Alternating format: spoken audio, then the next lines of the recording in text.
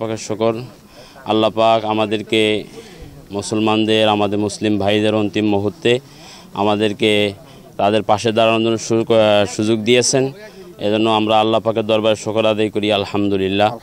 এবং আমরা আল্লাহ পাকের কাছে কৃতজ্ঞ যে আল্লাহ পাক আমাদেরকে আমাদের অসহায় ভাইদের এই অন্তিম মুহূর্তে তাদের পাশে দাঁড়ানোর সুযোগ দিয়েছেন।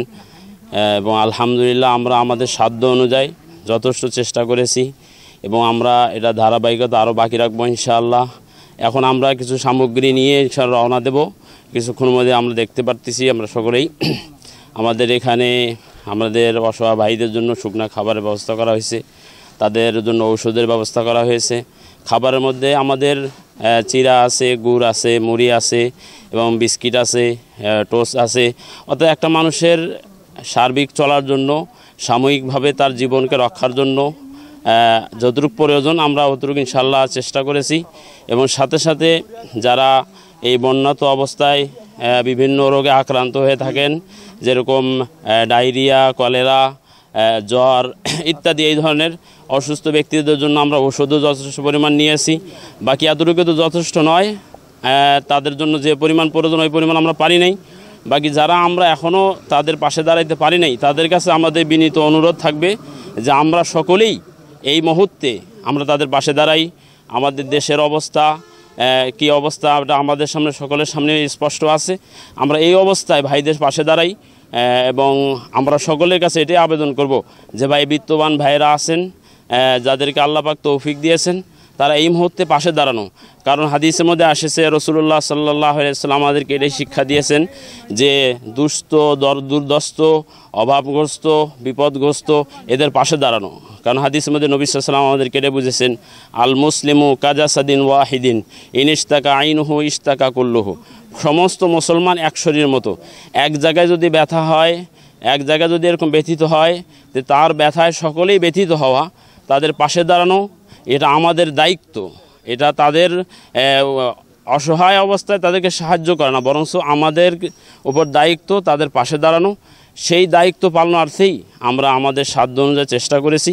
ইনশাআল্লাহ আমরা সকলের কাছে দোয়া চাই আমরা যেন সুস্থভাবে, সবলভাবে আমাদের ভাইদের হাতে যেন, যারা এ পর্যন্ত কোনো কিছু পাই নাই, যাদের পর্যন্ত কেউ পৌঁছে নাই, আমরা সকলের কাছে দোয়া চাই আমরা যেন তাদের কাছে এটা পৌঁছাই দিতে পারি বিশেষ করে। এবং এজন্য সকলের কাছে দোয়া প্রার্থী, আমরা সকলে দোয়া চাই। আমি আবার বলবো যে আমরা যারা বিত্তমান ভাই আছি, আমাদের সমাজে যারা আছি, আমরা সকলেই তাদের পাশে দাঁড়াই, যার যার সাধ্য অনুযায়ী পাশে দাঁড়াই। ইনশাআল্লাহ আমাদের ভাইদের এই অবস্থা কেটে উঠবে এবং আমরা আসলে যে আসল ভুক্তভোগী সেই বুঝতে পারে যে কি পরিমাণ এটা কষ্টের বিষয়। এজন্য আমরা যদি এই মুহূর্তে আমরা এরকম কষ্টের মধ্যে পড়তাম তা আমাদের কি অবস্থা হতো, আমরা সেটা চিন্তা করি, তাদের পাশে দাঁড়াই। ইনশাআল্লাহ আল্লাহ আমাদের সকলকে তৌফিক দান করুক, সহযোগিতা করুক এবং আমাদের ওই ভাইরা যারা বিপদে পড়েছে তাদেরকে আল্লাহ পাক বিপদ থেকে হেফাজত করুক। এবং যারা এর কারণ বনেছে আল্লাহ পাক তাদেরকে বুঝ দেখ এবং তারা সামনে দিন এরকম না করে। এর জন্য আমরা তাদেরকেও এরকম এই কথা বলবো যে আমরা সামনের থেকে এই ধরনের পরিস্থিতি যেন কেউ এরকম না করে। রহমতুল্লাহ, দারুস সালাম ফাউন্ডেশন কর্তৃক ত্রাণ বিতরণের এখানে কার্যক্রম চলছে। এই কার্যক্রমে আপনারা যারা দেখছেন আপনারা সকলেই সাহায্য সহযোগিতা হাত বাড়িয়ে দেবেন।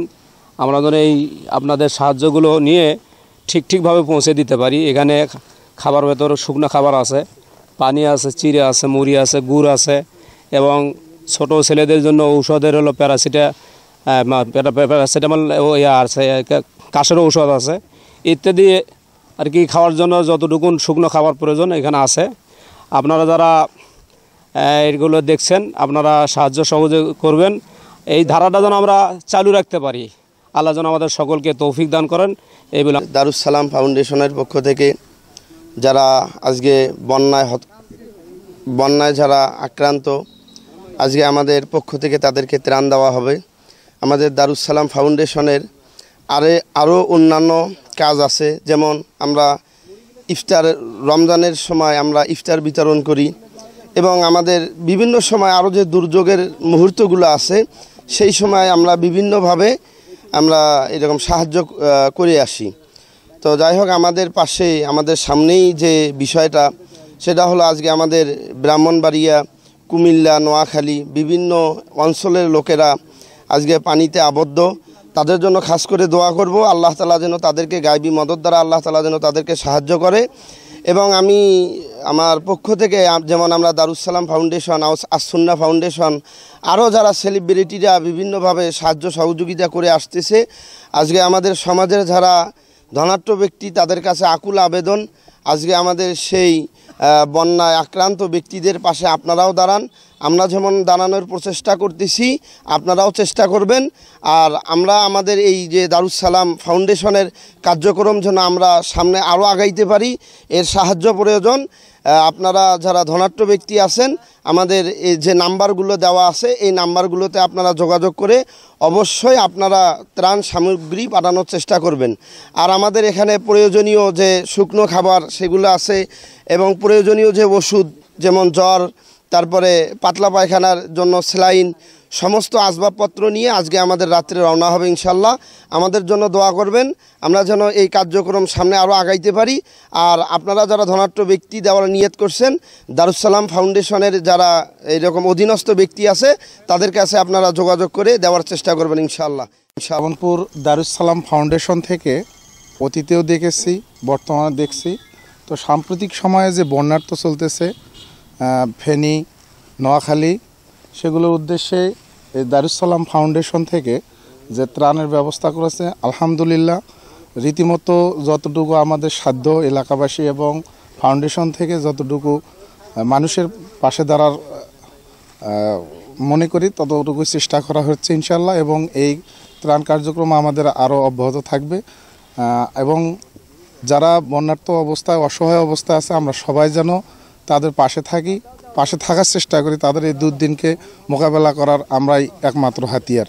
আর এই হাতিয়ার আমরা সবাই উৎসাহী হয়ে কাজে লাগাই এবং সবাই সবার পাশে দাঁড়াই। সালাম ফাউন্ডেশনের মাধ্যমে আমরা কিছু ত্রাণ সামগ্রী মানুষের পাশে দাঁড়াইতে হয়, সেই লক্ষ্যেই আমরা পীরগঞ্জ দারুস সালাম ফাউন্ডেশন থেকে কিছু শুকনো খাবার, মোট 10টা আইটেম, তার মধ্যে পানি, চিড়া, গুড়, মুড়ি, saline, syrup, tablet, toast, cake, biscuit, এই মাল নিয়ে আমরা আজকে রাতেই নোয়াখালীর উদ্দেশ্যে আমরা যাব ইনশাল্লাহ। কতজন পরিবারকে দিবেন? এটা 700 জন পরিবারকে দেবো ইনশাল্লাহ। তারা কারা পাবে? এরা অসহায় দুস্থ বানভাসী মানুষের পাবে।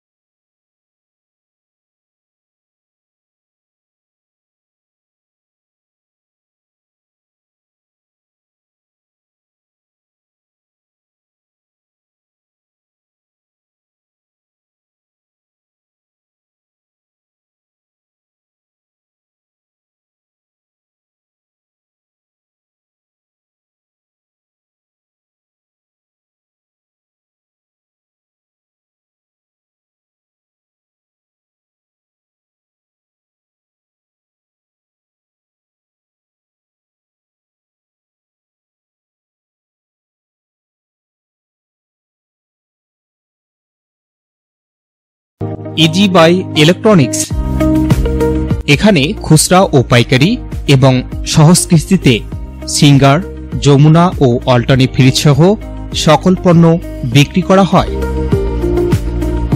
প্রোপাইটার মোহাম্মদ আব্দুর রাজ্জাক মণ্ডল। স্থান উপজেলা পরিষদ সংলগ্ন জামতলা রোড, পীরগঞ্জ, রংপুর।